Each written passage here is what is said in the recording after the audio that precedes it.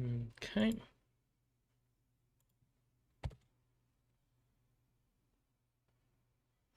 There we go.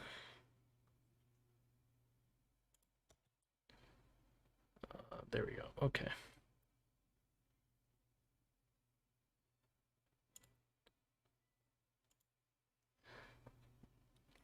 There we go. Welcome, welcome. Let's get this posted. Perfect. And how are we in stage chat? Hey, Nip. Good to see you here.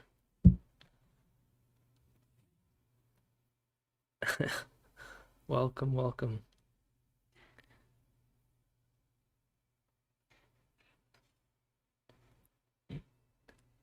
Not tea, but I do have a beverage.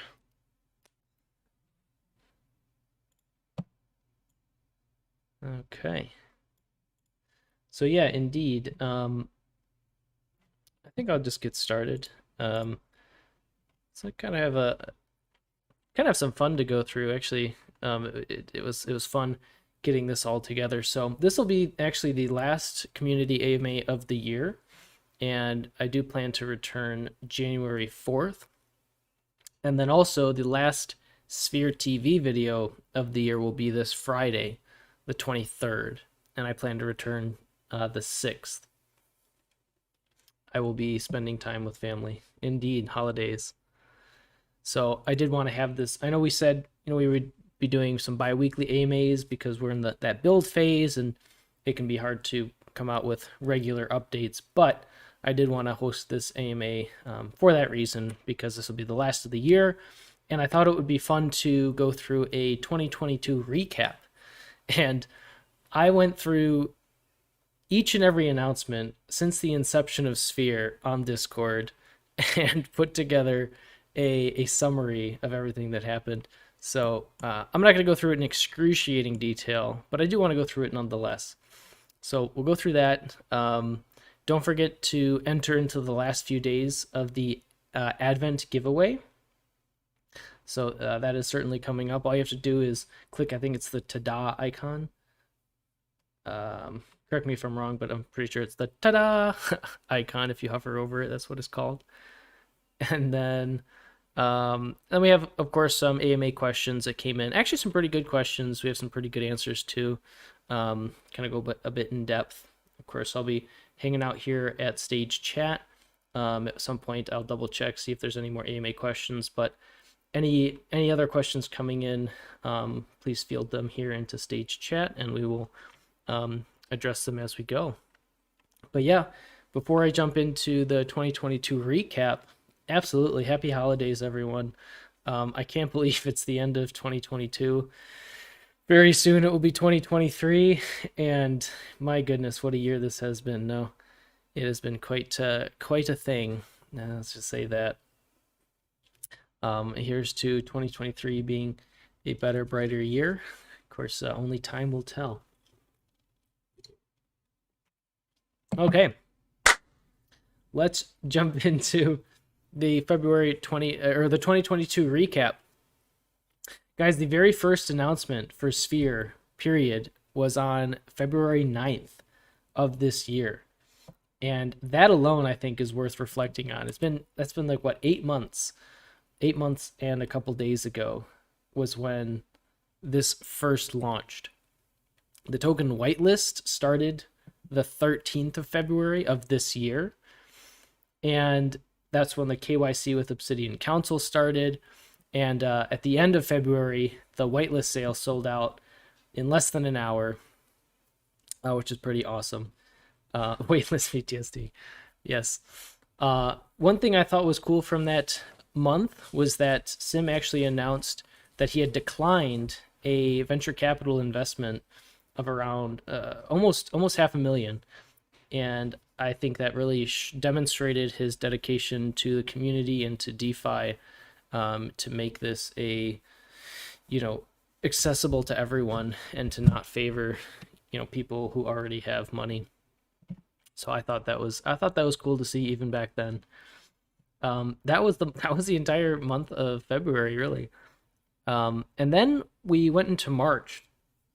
And I gotta say, we're going back through all of these different announcements. It took a long time, but it was definitely worth it. And it was quite a trip to go through and relive all of these different events. So if you ever looking for something to do, I encourage it. But a lot happened in March. Actually, the very first deployment of the Treasury funds occurred on March 2nd into a T2 vault. And then 2 days after that, on the March 4th, the public pre-sale went out, and I'm pretty sure that one sold out in less than 2 minutes, which is crazy. The V1 contract was also sent to Certec and published in March. And then Ralph and Lilo were added to the multisig. What up? The public sale then went live on March 14th and 15th, and rebases actually started. Guys, remember rebases? Rebases started on March 16th. And actually, the day after rebases was when V2 was already announced that it was being worked on. So, I mean, my goodness, talk about jumping into the progress within that. Sphere Games beta test was launched March 20th, and the first beta round went through on the 22nd, I believe. And then we actually hit the top 10 protocols by volume on QuickSwap by March 24th, which is insane, right? In the second month of our, not even the full second month of our launch, Sphere is in the top 10 protocols by volume on QuickSwap. End of March as well, Quantum Liquidity started its testing phase. Market cap was up to 52 million. And actually, this was when token burns began. The first token burn occurred on March 28th, guys. And then on the March 30th, the first million Sphere had already been burned. Pretty dang cool. By the end of March, 60 mil market cap, Quantum Liquidity as a service was announced. The LP was up to just under 7 million, and the treasury was just at under 10 million. So Sphere had a rocketing start that first month, or that would be the second month, March. Into April we go. We hit a 75 million market cap by April 2nd. And there was a lot of interest from different projects about Quantum Liquidity as a service. A day after, so market cap was 75 mil on the 2nd. On the 3rd, it was already at 100 million market cap. And then that was also when the first public Sphere Games pool went through. It was also at this time we started working on Sphere Transfer. And the Sphere logo and slogan, store of value with forced appreciation, were actually trademarked. So I don't know if you guys remember that. I actually had forgotten that too until I saw it. And I was like, oh yeah, we actually had trademarked that all the way back on April 5th. By the 6th, the treasury had passed the 10 million mark, and Sphere was the 6th most traded pair on QuickSwap. By the 7th, 111 million market cap, treasury over 13 mil, and actually this was the first donation. $10,000 worth of Sphere was donated to a Spherian in need on April 7th. So just after public sale. So essentially a month, not even a month after the public sale went in the public launch. Let's see now. On April 8th, the Solidity V2 audit was released. So I think actually I had seen some questions like, was V2 ever audited? And yes, so Solidity had already audited V2. Oh. Breaking news, everyone. Bernie is actually filled just now. Surprise. So for all y'all in the audience, there's a little Christmas present for you that Bernie is now filled up. Awesome. But yeah, continuing on our journey back into Sphere. Let's see.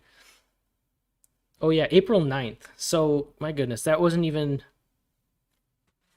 That wasn't even, let's see, public launch was on the 15th, and by April 9th, so not even a month after the public launch, Sphere was top 3 on QuickSwap, over 126 million market cap. And then that was actually when perpetual APY was proposed as well. The first kind of hint towards like, hey, rebases aren't going to be around forever. We need to figure out a way to turn things around. And because a lot of people were interested in the APY, this was a potential way proposed to help approach that with perpetual APY. And then the very next day, April 10th, Sphere became the #1 most traded on QuickSwap. Super cool. The 12th of April was actually when Dystopia and Penrose were announced. And then the 14th, the Penrose Discord was opened. And also Certic's KYC had been completed at that point as well. Of course, how could I possibly have forgotten? Mid-March, your boy Ultra also joined the team. Thanks for the reminder. Actually, mid-April was also when Galaxy Marketplace was first introduced as something that would be coming. And then April 19th, we hit a $20 million treasury. And I actually remember this day pretty well. On the 25th of April, SIM had announced the use of machine learning to automatically block fraudulent URLs, because at that point, a lot of different scammers and scammers were trying to get people to fraudulently, click on a fake Sphere link and, of course, connect their wallet, and then they're able to steal your tokens. So SIM announced the use of machine learning to try and prevent that. Also, April 25th was my first video. Ha-ha! And then, let's see. By the end of April, April 29th, was the V2 migration. So that was like a month and a half after the launch, the public launch of V1. We had our V2 migration. Contract sales were turned off at that point, and the contract sales were used to burn, and then also fund Sphere games, for example. We also received the MythX audit at that point, and then that was when we migrated our liquidity to Tetu. Yeah, I agree, Osprey. And I didn't realize that, actually, going back through and I saw that. I was like, wow, that's actually pretty cool. Definitely tells a lot about Sim's dedication to what he's building, and the team in general. All right. So that all happened in April, guys. As I was going through, I was like, man, these months were packed. And actually, I did want to comment on that. I was going to comment on it later, but I guess I'll just jump at it now. We saw so many announcements and updates like back to back to back in these early stages. And I think we're almost spoiled in that way now that we're in this quieter building time where a lot is going on in the background. Yeah, it was absurd. Like every day, something new is coming out. So I think moving a bit away from that and into giving our devs the time to work and focus on what they need to do is a little bit different from what we're used to. But it's important to allow the team to have that time and not feel the pressure of needing to constantly put out announcements about things, when in reality what they should be doing is focusing on what they're trying to build. People would screenshot Sim typing in the announcement section. Yeah, exactly. All right. So yeah, then by May, Sphere joined Polygon's liquidity mining incentives, and I believe it was the youngest protocol to do that. On the 4th of May, we announced that Multifarm would be building the dashboard.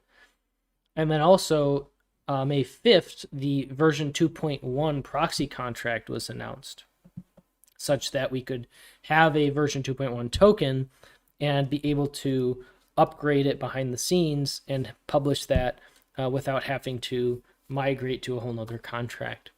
Of course, that still goes through the multi-sig. May 17th, Dystopia was launched. May 23rd, the mobile app was released. May 24th, USD Plus was introduced. This was around the time where things were starting to go a bit south in terms of the overall market. So the shift of focus was already happening in terms of how do we start preserving what's already there. By the 25th of May, Dystopia Rewards went live, and then the 27th, full deflationary sphere was announced, and then Prion was also introduced at the end of May as well. And we all know now it's almost a meme at this point that Prion was announced too early. But it is what it is. It's something that is still to be part of the ecosystem, and I think that actually speaks a lot to what we're doing. Is we're not trying to push out things just to push them out. We're trying to take the time to do it right the first time with these things. And I know that can cause a lot of frustration and anxiety, especially for Dyson. But at the same time, it also hopefully demonstrates that we do actually, we care about these things. We want them to be as good as they can be. And then we move into June. So June 3rd, Penrose went live. June 7th, BetSwirl partnership and integration was released and announced. And then actually June 8th was our last rebase. So I think that's a pretty memorable day. And then liquidity as a service was also introduced as a concept. The 13th of June was when we actually migrated to version 2.1 and paired with USD Plus on Dystopia. And that was also when we reduced the LP for W-matic farming. By June 15th, we had the Sphere transfer live and active on the new dashboard. And then we were able to prove that the v2.1 proxy address was actually functional, and we were able to upgrade the contract on the 17th of June as well.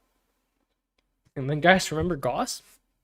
June 19th, the partnership was announced that they would be our liquidity as a service client. See what I'm talking about? Like, each and every month was just so jam-packed with all these different announcements and changes and upgrades.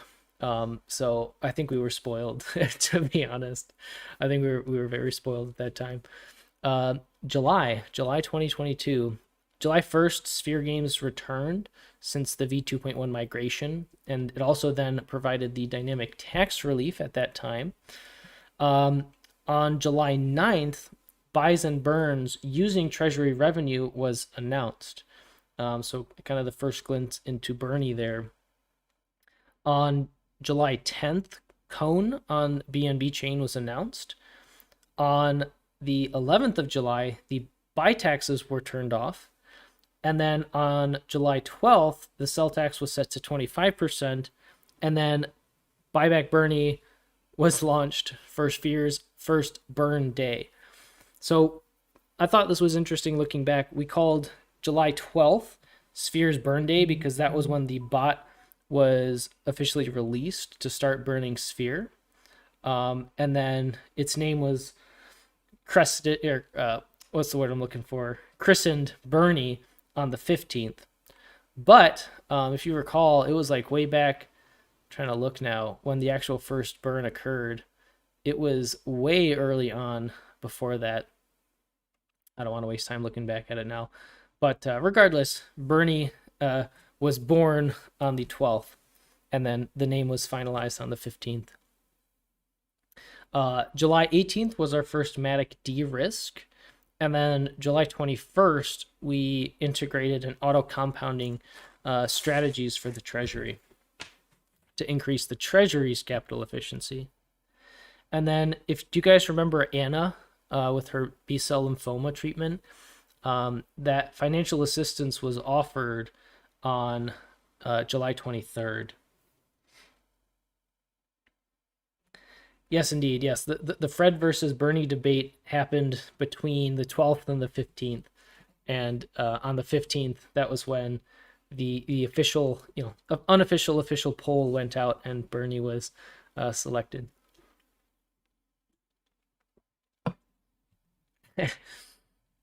Yeah, and then Anna turned around and made a full recovery, which is awesome. And that comes later in this massive 2022 recap. So yeah, that's all the month of July. August 2022, the 1st of August was when we first took a peek at the multi-farm dashboard, and also got note of there being treasury revenue of over 100K per month, thanks to the farming that we were doing through the treasury. And then actually the 5th of August was when the multi-farm dashboard was launched. And I remember this being such a long wait to get the multi-farm dashboard. And looking back, it was May 4th that it was announced, and then it was launched on August 5th. So really that was only 3 months, but I remember that being such a pain point. It's like, when is this dashboard going to be released? When is this dashboard going to be released? And it was only 3 months. I mean, I think actually looking back, like that's a really short amount of time to get something published like that. On August 10th, the Sphere Drip rewards went live for Sphere Games. And then the 14th, we got the Sphere merch channel that went live. And then the Drip rewards were actually increased. So there was proof of concept on August 10th, and then Drip rewards were able to boost up on the 14th. And actually then mid-August was when we first saw Dyson Farm referenced. We also saw the day after, August 16th, Carl, of course, and Fred referenced. Carl for Dyson and Fred for Galaxy Marketplace. So that meme was born. Thank you, Pandu, for bringing it back on August 16th. August 17th, Cone was launched, and then just 4 days after that, Unknown was launched. And then I didn't quite remember this one, but we also donated on August 25th to a Spherian's friend's daughter for the treatment of diffuse intrinsic pontine glioma. So that's another notable donation that Sphere was able to make. August 28th, Sphere's V3 meta-governance concept was introduced, as well as Liquid Market. And then at the end of August, we had a more thorough explanation of Liquid Market released. So yeah, coming up now, guys, into September 2022. It feels like just yesterday, some of these things. Kind of crazy. September 19th was when we first posted some new job positions for hiring into Sphere. The 28th of September, Galaxy Marketplace was released with buy bonds. And that was also when my community AMAs started, September 28th. September 29th, we added the preliminary roadmap. And then September 30th, a little over 6 months after launch, we actually hit that 10% of Sphere supply burned, which is super cool. October 11th, Victor went to DevCon Bogota. October 12th was the first community poker event. And then this was a big moment for me also, but for a lot of people. On October 19th, the around 15 billion Sphere tokens left over in the treasury from the rebasing era were unminted. They were unexisted, which I didn't even know was a possibility of a thing that could be done. And then it done be done. And I'm really happy with that. I think, I don't know, I could talk quite a bit about that actually, but I was very happy with that day. That's October 19th. All those tokens were unminted. October 20th was when we released the more in-depth timeline and roadmap that we have today. And on October 27th, we had first news of Sphere Lend, and then Covenant was also discussed at that time as well. Into last month, guys. Last month, November 1st, we hit that circulating supply below 8 billion. And now if you take a look, we are at 7.677 billion. So little over a month ago, we just were only pushing down past 8 billion. and now we're almost at 7.5 billion in terms of our circulating supply. So if ever you had a question that these buyback burns were doing something, they certainly are. It is certainly still doing its thing. November 13th was when the first Dyson strategy for GNS was introduced. And then the other two events in November, November 4th and November 10th, were our second and third de-risking from Matic. And then guess what, guys? Then we hit December. Here we are. December 1st, we started the Advent Calendar giveaway. And then this was also when, as Ralph pointed out, we heard that Anna was in complete remission from her cancer, which, my goodness, how amazing is that? December 6th, Sim returned from ETH India, or around there. And then December 7th was our marketing team fireside chat, as well as Dyson dashboard sneak peek. So I thought it was really cool to go through this and just kind of take note of all these different dates and all these different things that happened. It was very nostalgic, very cool to kind of reflect back and see all these things. And it was quite the mental journey as well to kind of relive some of these things. And I just want to comment again on how much was occurring those different months. And I definitely understand how at this point now, things being quieter because the team is so focused on building, all these different aspects, it can be hard to make that transition, but it still plays into that narrative of us wanting to move from that degen mindset and much more into a professional business, long-term sustainable system that is Sphere. Yeah, it is really hard to believe that all happened in less than a year. I mean, the public token launch was what, March 6th, March 15th, March 14th, and we aren't even. It's still 3 months away before we hit the 1 year anniversary of Sphere, really. So for us to go through all of that is still just mind-boggling to me. And yes, we certainly are in a bear market, and that definitely makes things more challenging, more difficult, especially for the holders who, it really is not fun. It's painful to watch the price fall, but unfortunately, that is the market psychology that we have to bear through. Yeah, just wait for 12 months from now. I think it's just going to get more and more interesting. I think things are just going to get more and more interesting. For me, talking with friends and family, probably the most challenging thing is making it easier for someone to access these sorts of things, right? On-ramping and off-ramping. Personally, to me, I think that's the biggest potential barrier. But once you get past that, it's like the learning curve for DeFi is so huge, so steep, but then you kind of hit a plateau and it gets much easier.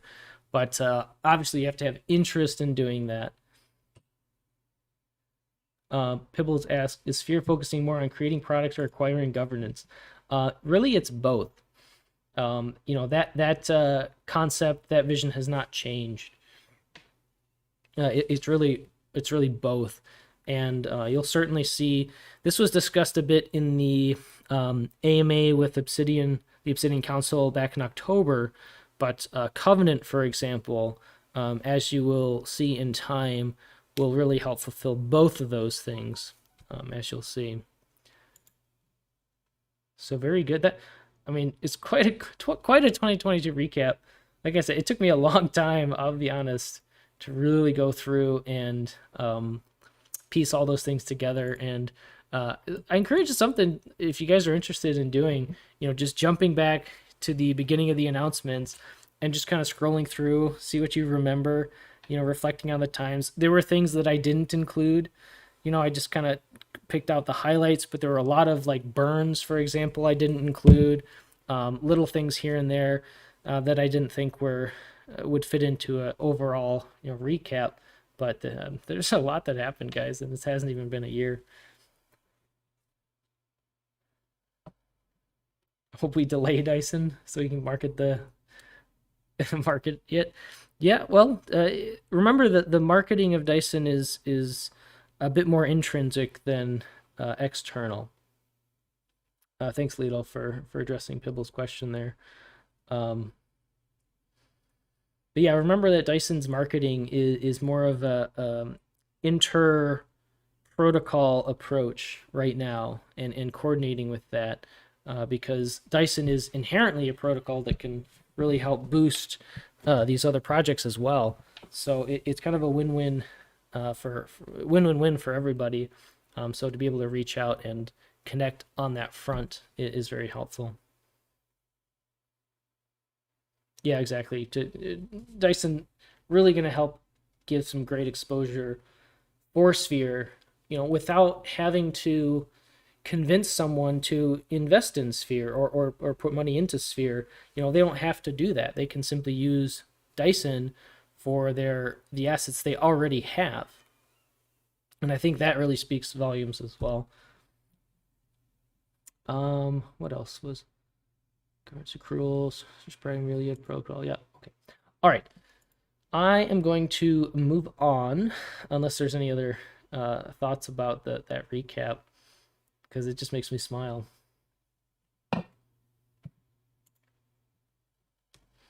Is our eco solid with regards to Penrose dystopia in this market? It has been slow, certainly. So it's hard because these are liquidity services. So in a world where the liquidity is literally leaving DeFi instead of entering, it's only natural that liquidity services are going to struggle. But these are still parts of the ecosystem. So you know, it is still a part of Sphere. When bear market gonna die, man? The bears will never die. There will always be a bear, even in the bullest of times, right? So I wish I knew. I have no crystal ball, my good sir. You know, it is what it is, and we just have to push through. Um, so let's see here. Hello. Welcome. Thank you. So let me see Have the what floor. Yeah. Pibbles is saying. He asked a few interesting questions, so I thought I would join really quick. Oh, perfect. Which projects are we looking to acquire governance for? We've been looking at a lot of projects that come up, including projects that do governance accrual. It's very interesting for liquid market. Because there are quite a bit of projects where building a liquid wrapper is actually really easy. Um, and because it's really easy, a lot of people, a lot of builders just come up and they just plop it right there, right then and there. And it's a bit tricky. Um, but the very the caveat of this sort of convex like design is that the convex itself is a VE token without a liquid wrapper. So hopefully that could broaden your horizon on that. As far as Dopex goes, I'm pretty sure that they're just developing their straddles on Polygon. They aren't actually moving governance to straddles or Polygon, I mean.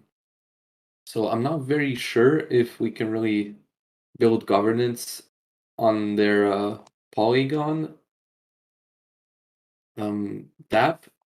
But we have been including quite a bit of a solid amount of strategies, or should I say, few tokenomics mechanisms, which include straddles.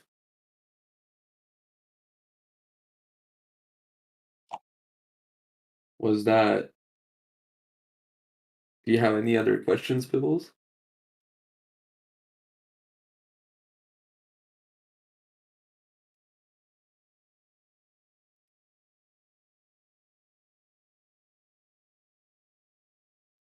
I'm seeing a lot of back and forth about how long the bear market will last.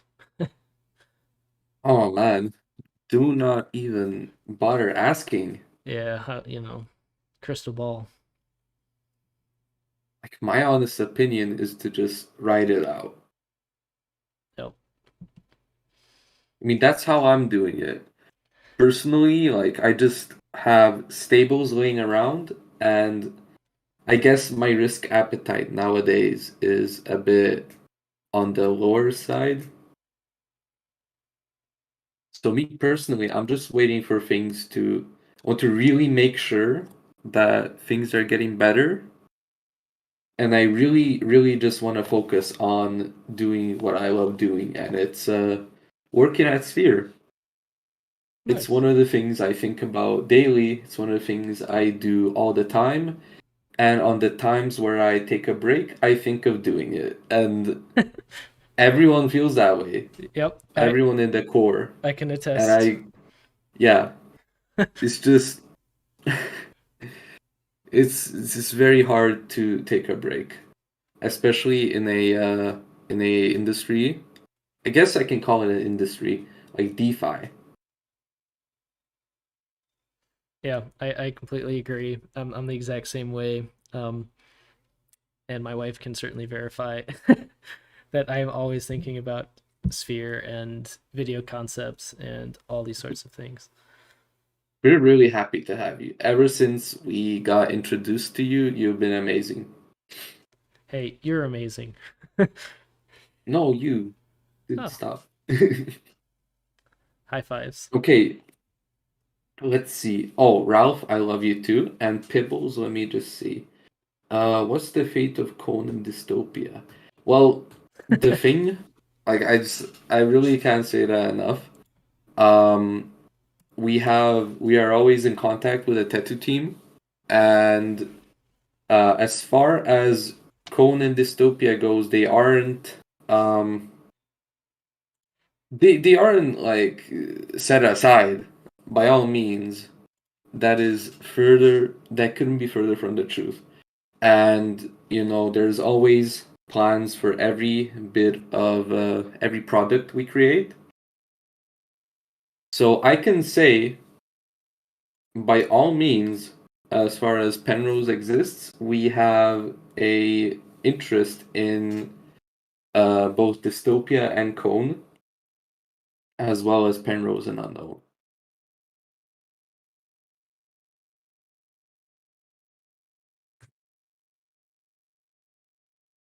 Have we had any talks with other perpetual platforms like GNS? Um, we talk with just about any protocol there is. If there's anything interesting to us, or we can see a solution, we are definitely talking to them. And if you have any favorite protocols, we are probably talking to them, especially if they're real yield. Absolutely.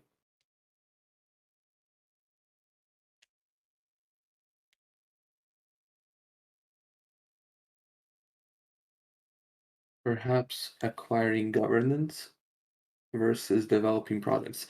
Well, we are doing both, and it was always in the plan to do both because why not? You know, if there is any, the strategy really is this: if there is something being done already, we are. If there is no way we can think of making it a bit more capital efficient, we're probably just going to provide a solution built on top of that already. Take Dyson, for example. So yeah, liquid market is 100% still in the works, and we really do want to get skin in a lot of markets, even if it's not our project per se. Because it brings fees, it brings yield, it brings bribes to people who have skin in our ecosystem. So yeah, expanding governance even on protocols that aren't built by us, that is in the agenda. To add on to that, one of the things I like to say is that a lot of these other DeFi protocols are building for Sphere and they don't even know it yet. Would you go cross-chain to acquire governance? Yes, sir. Absolutely.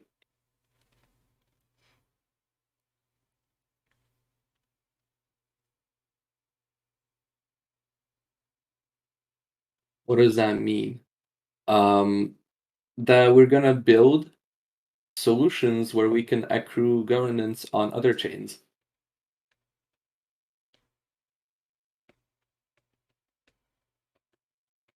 You mean, Pibbles, do you mean us using the treasury to get governance?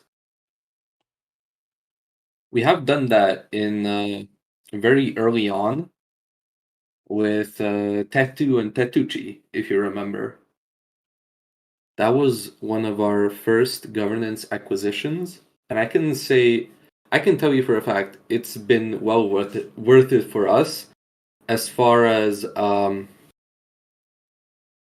obviously Tattoo's price appreciation and also the things that they are building, the things that they have built.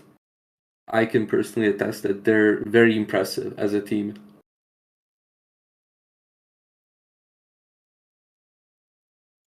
But as far as cross-chain governance, not yet.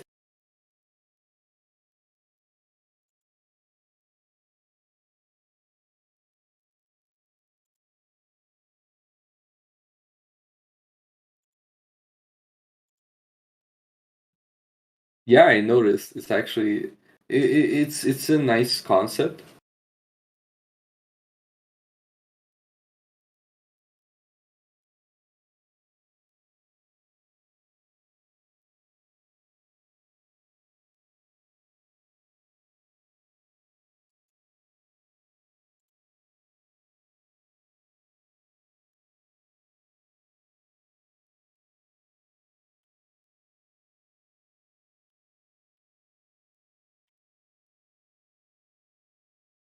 One marketing. Well, we have had a fireside chat regarding that. As soon as we get some hurdles out, we are very happy to keep up with the plan. In the meantime, we've been crunching out content, just waiting to get released.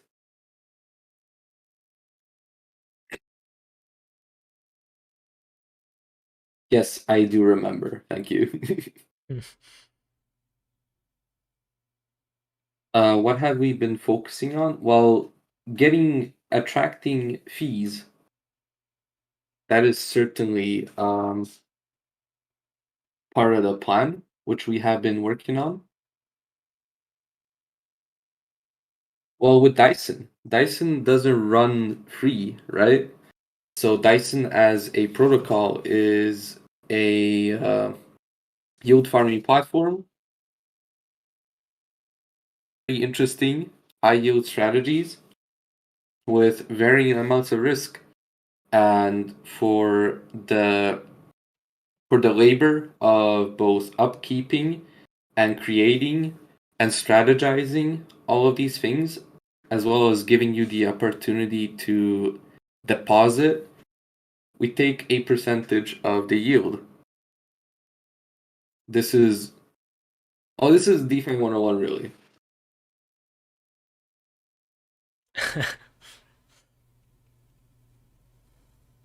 Oh yeah, trust me. The thing with DeFi is that even like every single service that optimizes, there is a there's always a interest because why would people build these things for no reason really?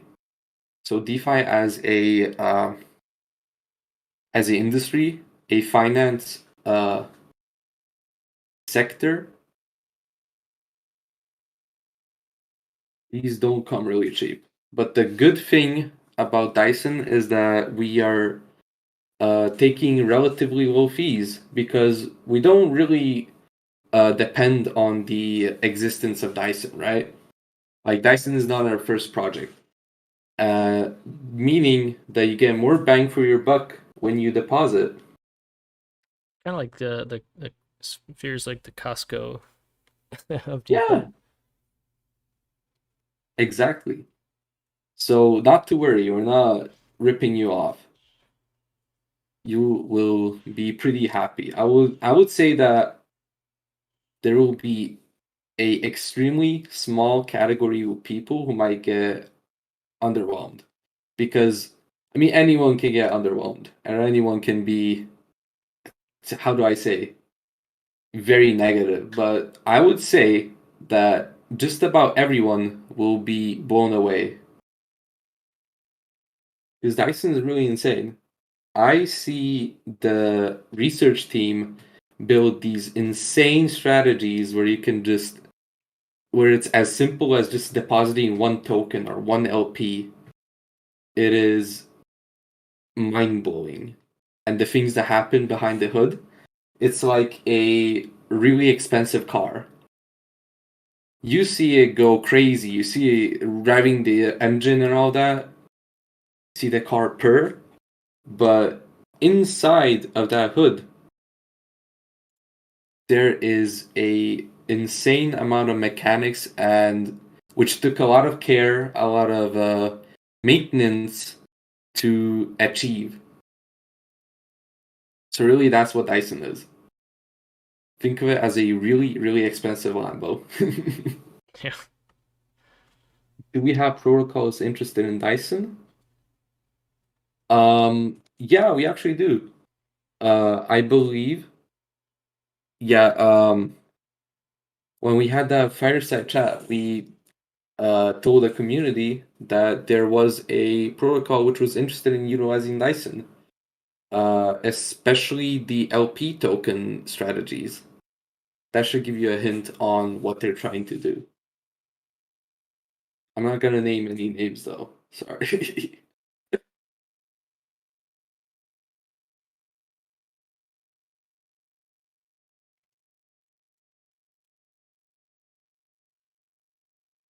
I agree that prior to launch, there should be a established set of partners. Well, I wouldn't call it partners. I would say projects which are um, they're giving us the green light on strategies regarding their tokens.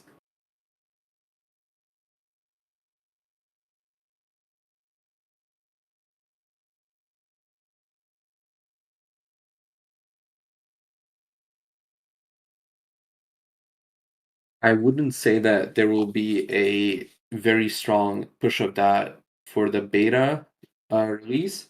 However, post beta and before the actual open launch, we are very happy to crunch that out, and we are planning on doing so.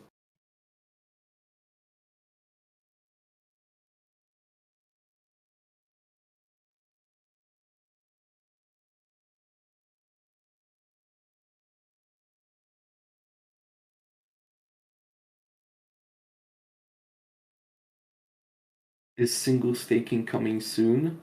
Yeah, actually, it's gonna be in Dyson. I can't really tell you when exactly, but we are planning on. The plan is to try and make sure it all works. So by the time we open up Dyson to everyone, it'll be readily available. Can we add Costco DeFi to the website? I don't know the legality of that. Someone should check that.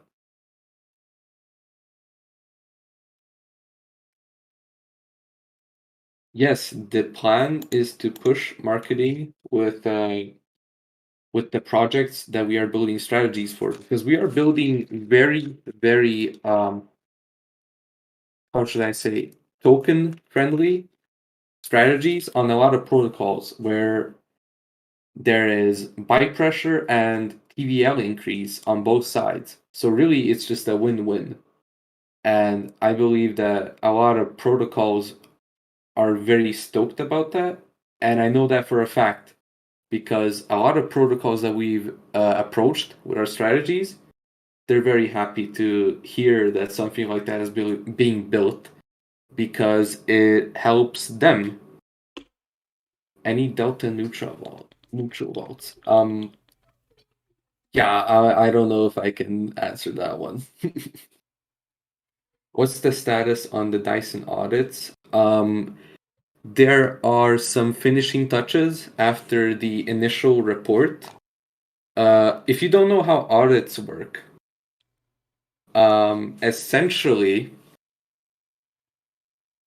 we send off the code, which gets audited, and beforehand, if there are any ways where you can better the code or, God forbid, issues, there is a preliminary report that the devs should take a look at before the final report. So when you look at an audit of a uh, set of code, there is always a way to check if there is any. If you look at any code, you can see that it's been addressed or it hasn't been addressed or it's been explained why it's there. We are basically at that stage. So it should be coming very, very soon.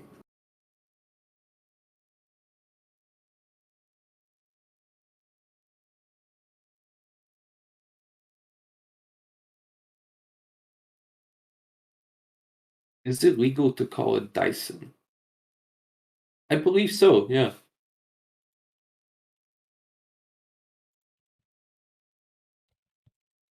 And yes, I know it's a huge talk in the space. We're very well aware. You know, a lot of the discussions in the research teams chats is also checking up what people are talking about and what people are mentioning, what people like, and seeing what we can do with it. So yeah, we're well aware and we're looking and strategizing.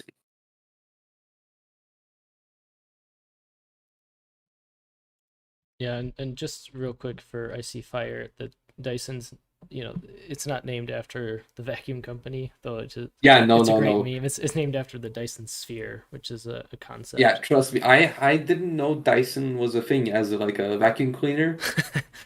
I had no clue. I really didn't. Has the team considered doing anything with the TX Tattoo holdings? Um, yeah.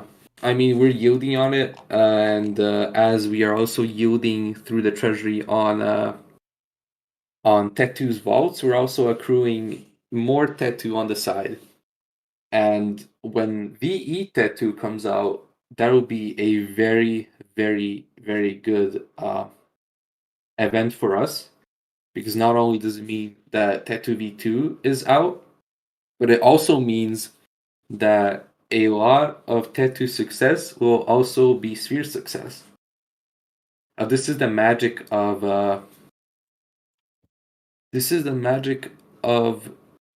governance accrual, which is something that a lot of people initially didn't really understand when we first came out, but when things like this start coming into play, it'll be a lot more clear as to why we are so adamant about something like that.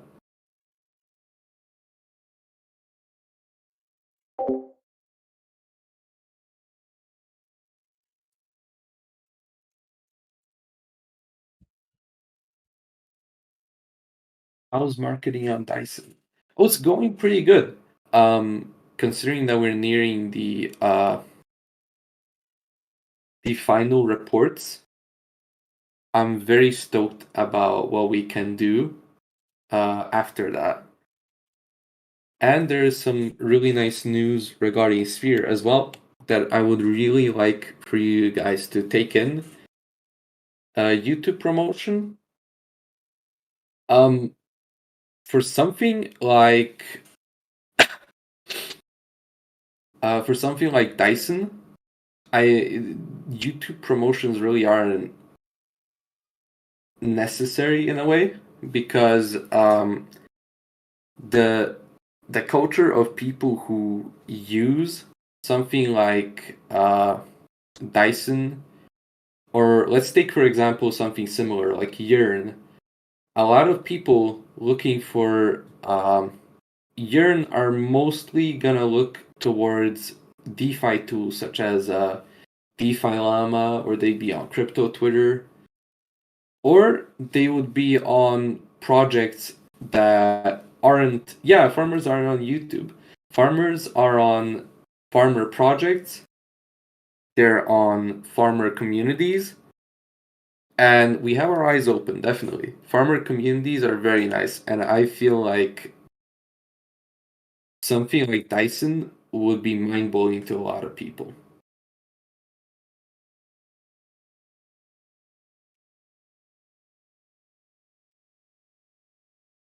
When you say degen, it's like in a lot of places, a lot of let's say like L2s and stuff, projects such as GMX are still degen, or like levering up is considered degen. And in other chains, it's like this is one of the more safer things you can do in DeFi. So really, we kind of want to tap into the L2 kind of degen, where the risk appetite is still a little higher from the norm, but it is within reason, so to speak. And yeah, Jay, anytime.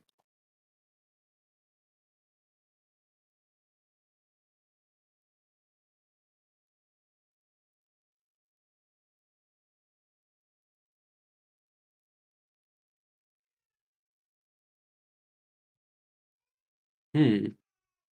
Does anyone have any other questions?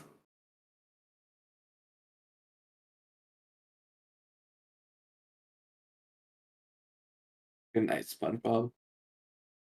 Can I call you SpongeBob? I'm gonna call you SpongeBob.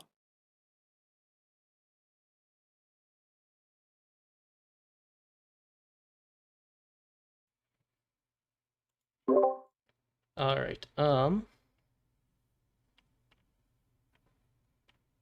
There are, if people don't mind going a little bit later, there are still some AMA questions I can go through. Just 1 second. I see a very interesting question right now. Sure. Um, Next protocol after Dyson. It's not going to be V3, and that is because governance accrual currently, like, um, right now with the things we are building, governance accrual isn't a big factor per se. So I would say that you should set aside V3 for a little bit later, but in the meantime, to make it up for you, we are going to build a whole lot of feed generating protocols, which I'm sure you will be stoked about, especially after our little burning news that we have that we're gonna share very soon. You'll see what I mean. So stay tuned for that.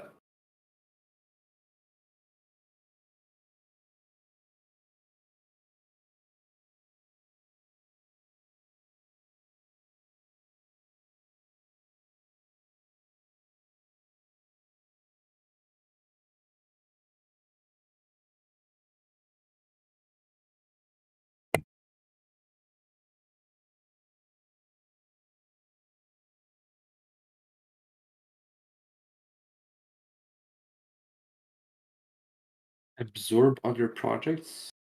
What do you mean?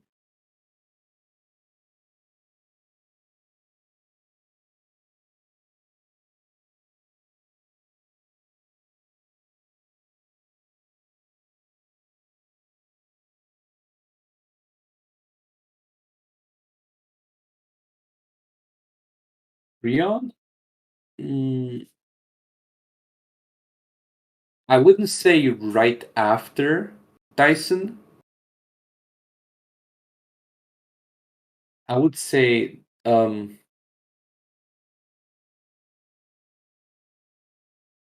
don't think Prion will be in the very close after Dyson,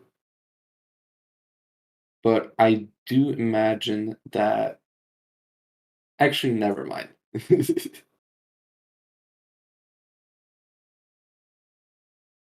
I'm sorry, that is a bit too far into the future right now.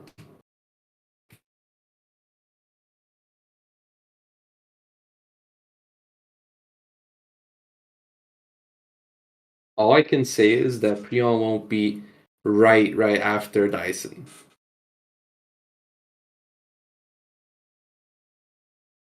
I see fire. If you mean something along the lines of us having a significant TVL in the farm, well, that is technically perfectly possible, but I wouldn't really call that taking over the yield farm. We don't own the yield farm.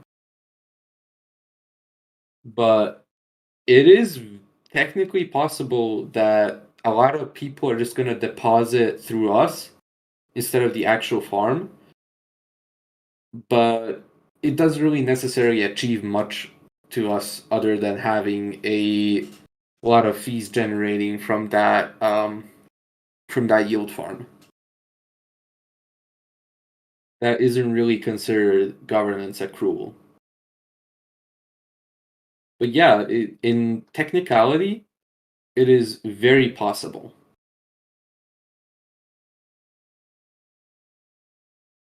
Okay, I think that will be all the questions.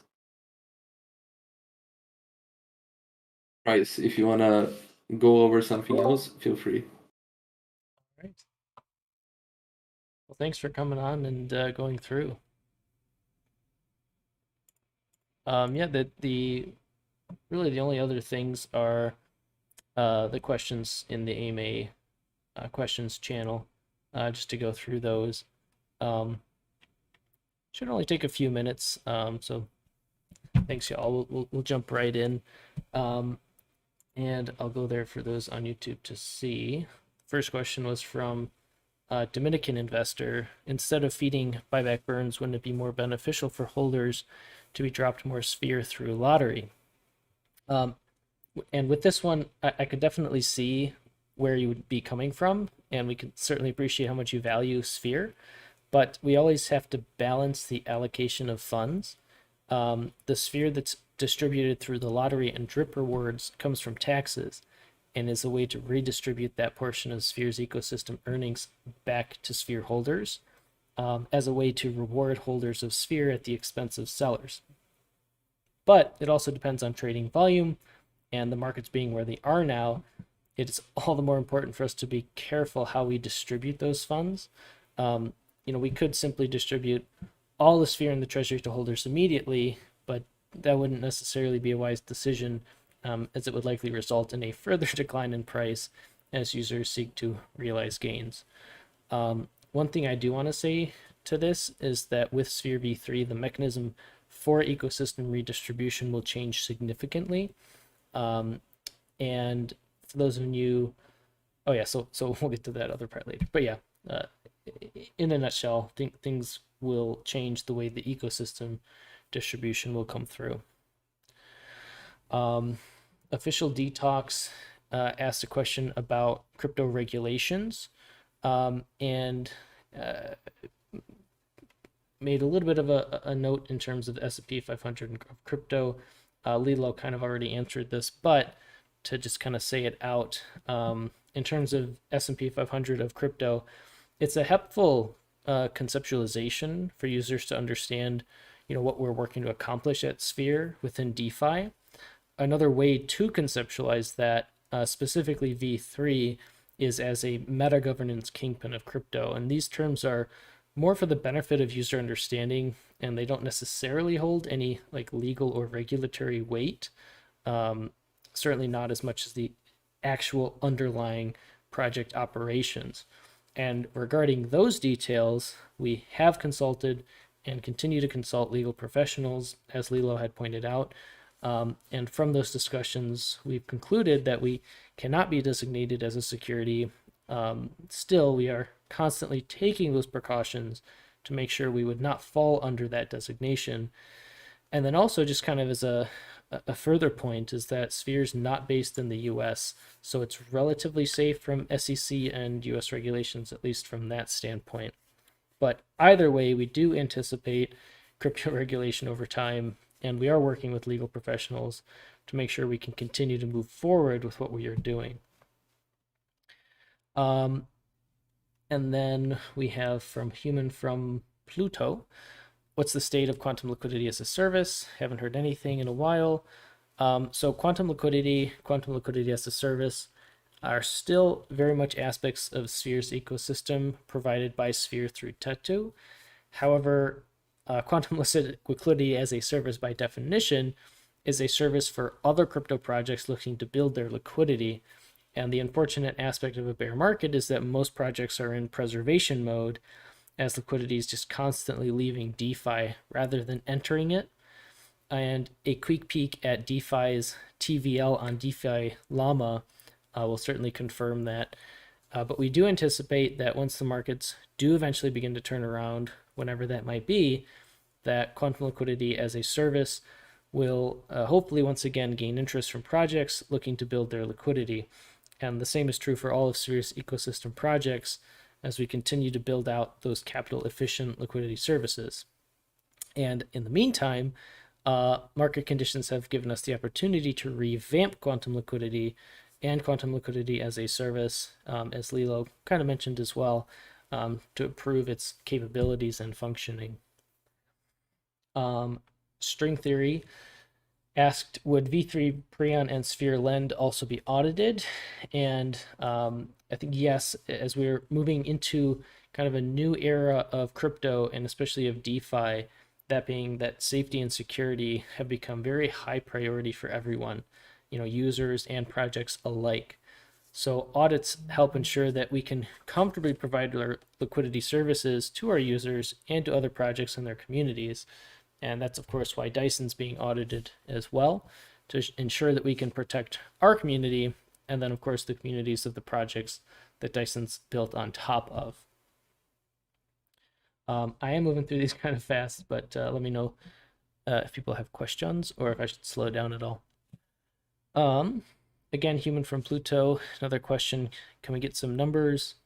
Two different questions, actually. So the first, can we get some numbers on what sort of volume in Dyson would resort and what sort of burn in Sphere? There's really not an easy way to quantify an estimated volume for Dyson. Again, because it's not just one specific project, it's a full suite of different yield maximizers built on top of many different projects and across different blockchains. So, it's hard to quantify that sort of thing, like how much is going to be into burn Sphere, based on X and Y TVL. But it is a full suite of yield maximizer. I'm sorry, it is what the team has done with Dyson is to strategically position itself so that those existing users of those projects would be inclined to use it. So why wouldn't I use Dyson? And yeah, I think more or less that answers that question in such a way as it's very hard to provide that type of information. What's the plan for the 500K to be burned eventually? With the plans for buyback burn as a whole, it's hard to say all or nothing scenarios. We can certainly modify the buyback burning ratios and usages to serve many different potential outcomes, depending on many different scenarios. I know we've talked about this before. So, what could be a good use of those funds today could change tomorrow. depending on market conditions or other factors. But rest assured, our continued goal and focus is to use those funds to have the greatest long term impact for the health of Sphere. All right. And then last question here, Miljo, how to get in Dyson Beta. Lilo, maybe you can chime in this, but from what I understand, individual community members will be chosen for Dyson Beta, though it will be a limited group. And I encourage you to continue to be active within Discord, keep an eye out for updates, and rest assured that the time will come when Dyson opens to everyone regardless. So I felt like I flew through those. But let me come on back up to stage chat and see where we are with things. Where we're so just some other things catching up here in the chat in terms of delta neutral vaults on Dyson. We're aware it's something on the rise, so something we're looking into. Can Dyson be forked? Yeah, certainly possible. Billing yeah, that also goes a long way, is to actually have relationships with these different projects. And correct for Pills, Dyson will not have a token other than Sphere.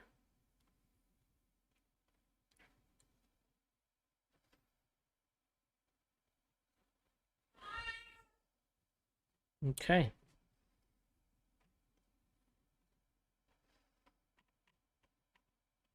Well, I think I've caught up. Kind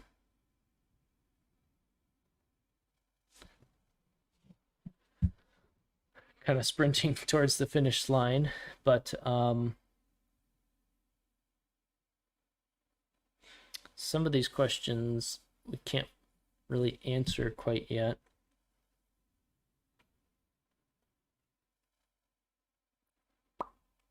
What did I miss? Welcome back.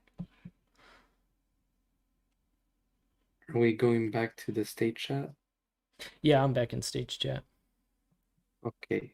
How will Sphere be utilized? Did you answer this? I didn't.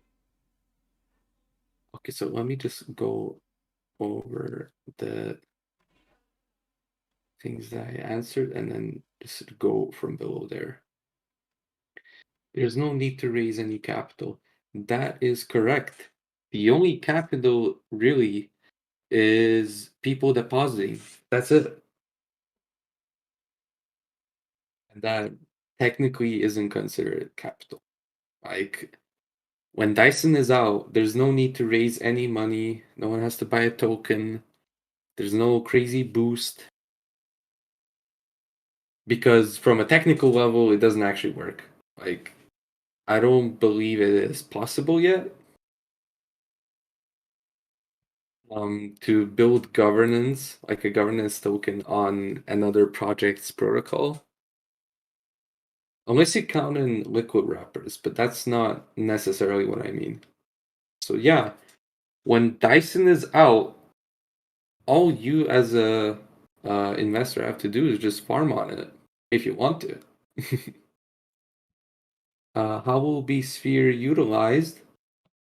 Essentially, it's going to be like a governance token where, in case of any governance proposal on Dyson, it will be done through Sphere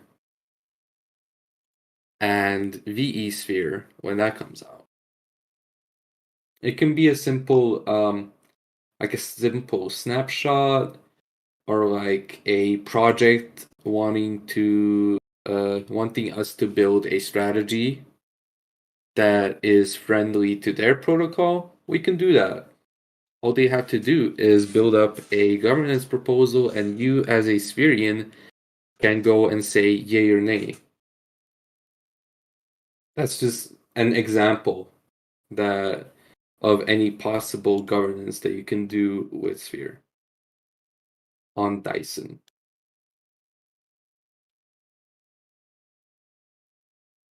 Single staking coming. I'm just gonna post this. So let me find it. So 1 second. I keep posting this. We will be explaining it. Don't worry. Not in this AMA though. Don't ask.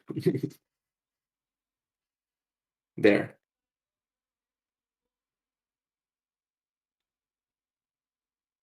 Dyson is on Polygon? Not necessarily. We have a lot of strategies on L2s, but there are also other chains.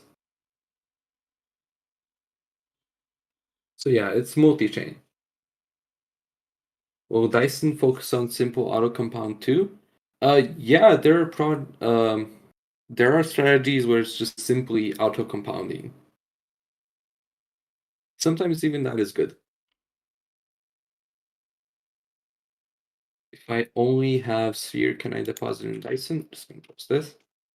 Thank you. Target audience for Sphere Lend, institutional or just retail? Well, that's tricky. Um,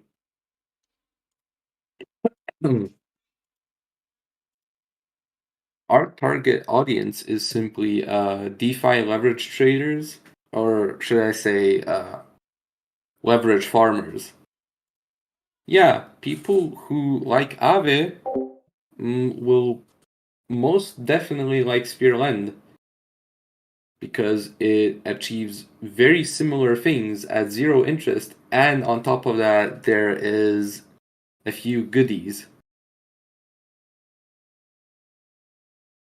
So definitely, it's still yield farmers and leverage yield farmers. So technically, still retail. To get institutional deposits, it would take quite a bit of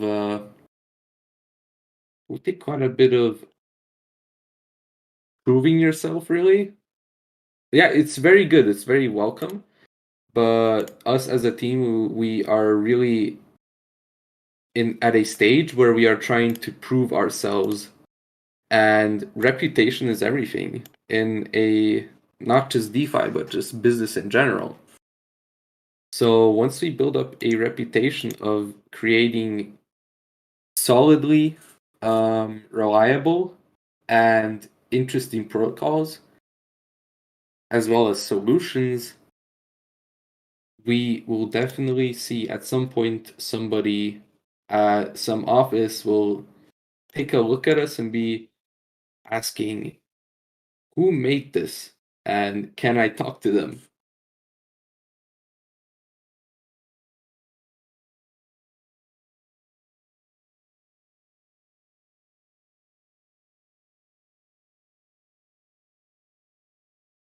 4 years of nothing going wrong. Hmm.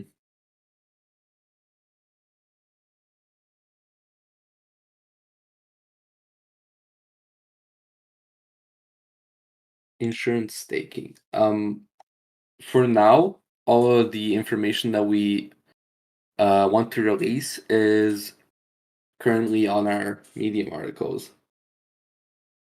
So I'm not sure,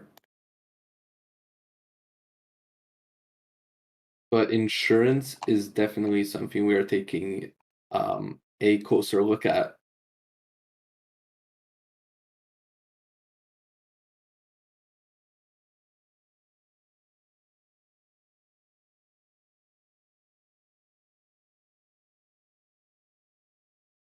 Oh, speaking of TVL, we are on the top 15 right now on Polygon.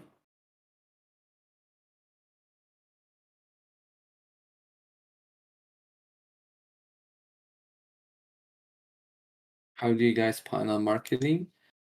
We have given a solid outlook on our main strategy on our fireside chat. So I really urge you to go check that out. And if you don't have the time, Price made a very, very short and very, very sweet video. And we also have it covered on our Medium. Let me just find the report.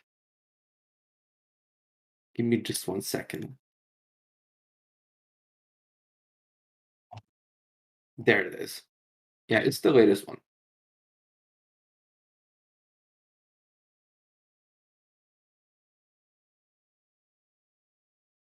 No problem.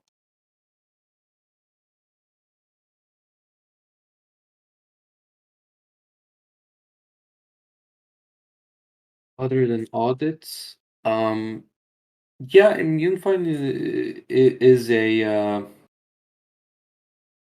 it's an option, but for now we have decided initially to simply audit our contracts.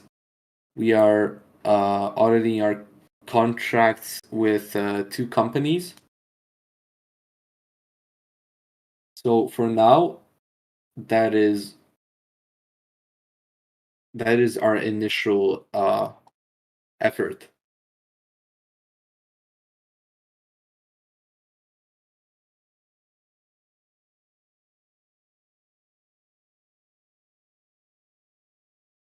Why are we auditing? Bug bounties are generally a bit more pricey, and at some point we will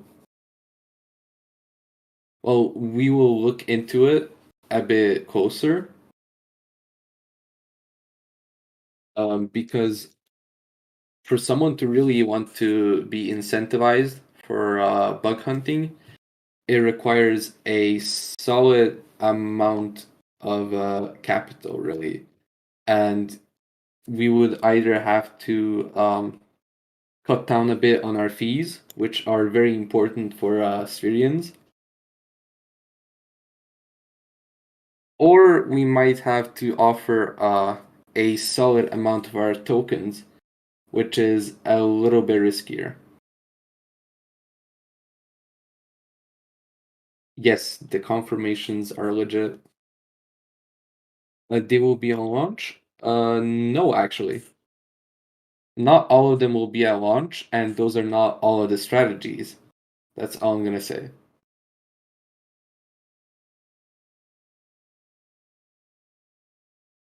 Yeah, we're in contact with just about all of them. The ones where we are still creating the strategies as well as coding out the contracts, the vaults. Um, we are in contact with most of them. Some of them we are waiting on just to make sure we are able to create the strategies. So I all I can say is that we can confirm that there are about 20 strategies, or should I say, strategies on about 20 projects. That's what I meant.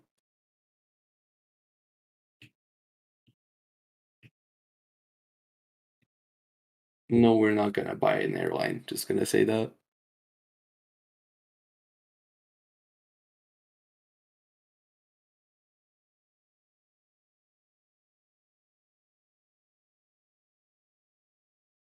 Changes to Sphere's TVL treasury. Well, it really depends. We did cover this in again the fireside chat. So um, this would there are a few things that we can do to really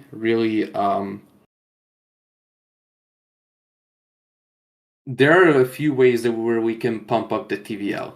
Like Sphere Lend is going to be in house within Sphere. Any TVL on Sphere Lend is going to be TVL in Sphere.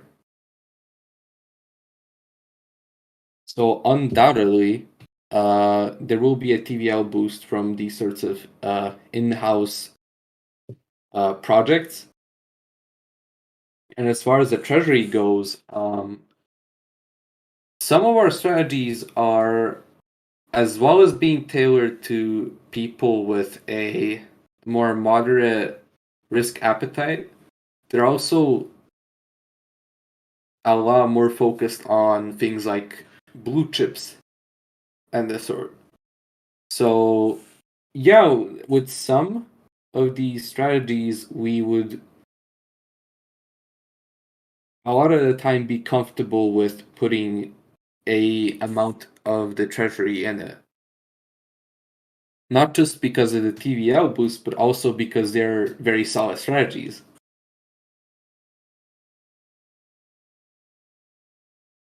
Yeah, Pibbles, you're missing out. The fireside chat was fire. Are you not doing anything for the price? Yeah, we are. Um, I understand that there is a solid downtrend, and this is very unfortunate. But however, I can tell you that everything that we are building is uh, in the best interest of, as well as Sphere as a project, but also Sphere as a token.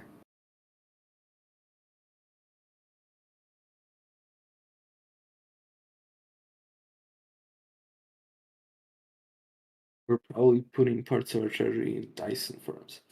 Well, not necessarily.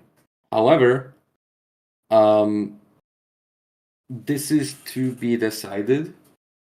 But yeah, a lot of the strategies that we are creating, especially regarding stables and blue chips that are Matic, we are definitely interested in utilizing some of them.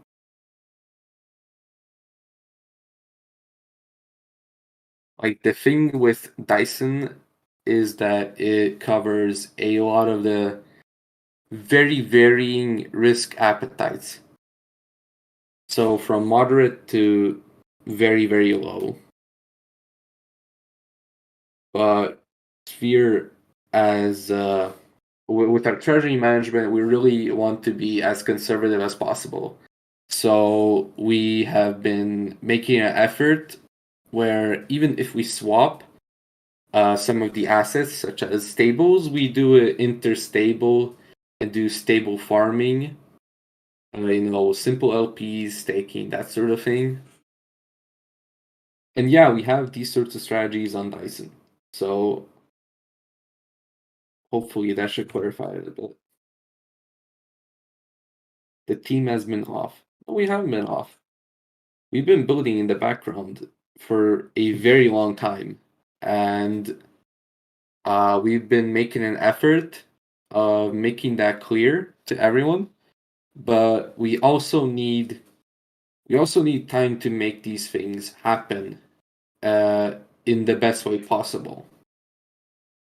So we are taking the time to make these projects not only accessible but also to build relationships where people will see uh, they will see Dyson, for example, they will see Sphere LN, for example, and at the same time they will take a look and they will see that it is built by Sphere, team at Sphere, and there are a lot of ways where we can direct a the fees generated into Sphere.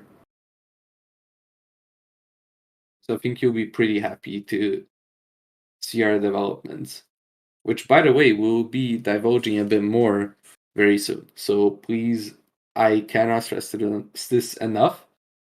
Um, Stay tuned.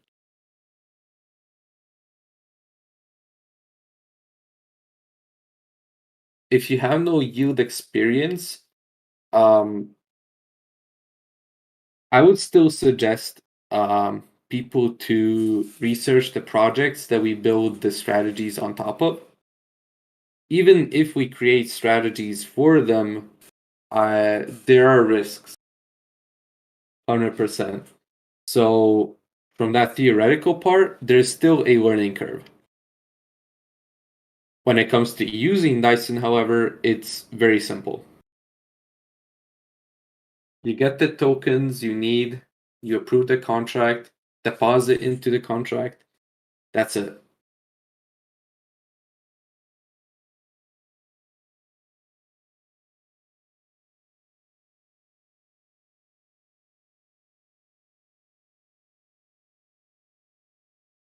What's the plan for Penrose and Unknown? I've actually answered that previously. So if you can, definitely just go back a bit after the AMA.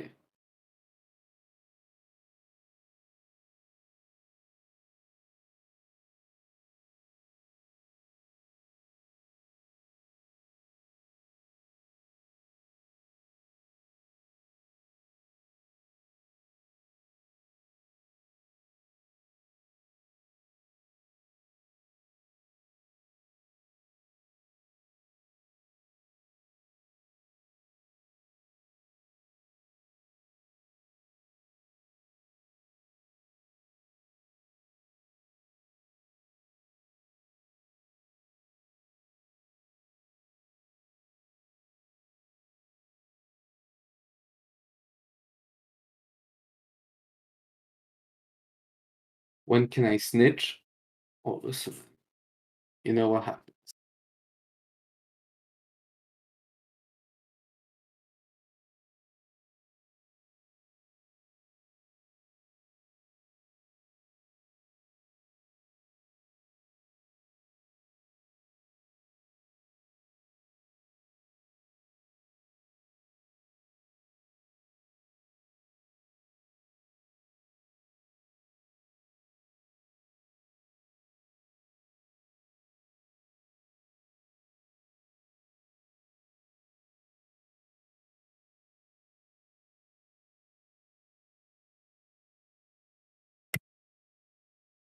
Is there a release date? No, not yet.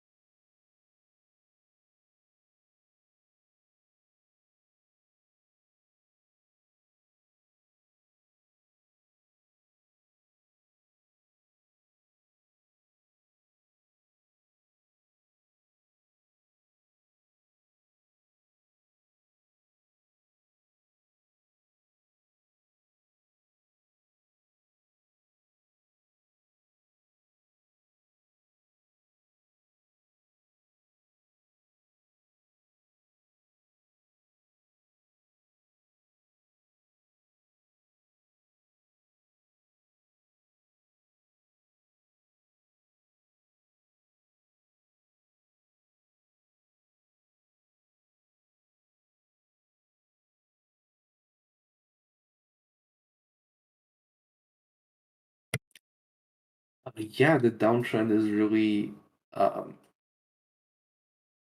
it's a big hurdle for everyone building. Like TVL is like the DeFi TVL right now is sideways, believe it or not. So we're in an era of really big uncertainty. So the best thing we can really do is just keep chipping away at what we set out to do.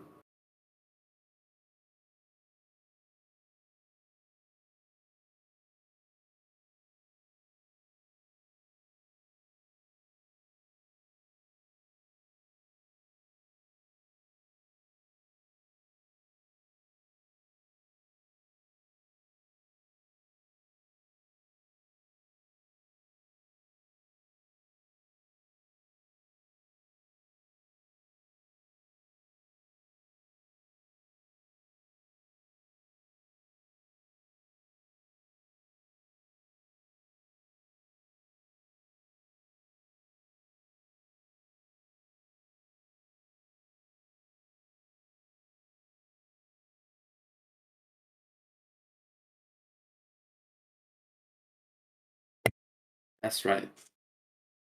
Okay. I think this is time's up for me.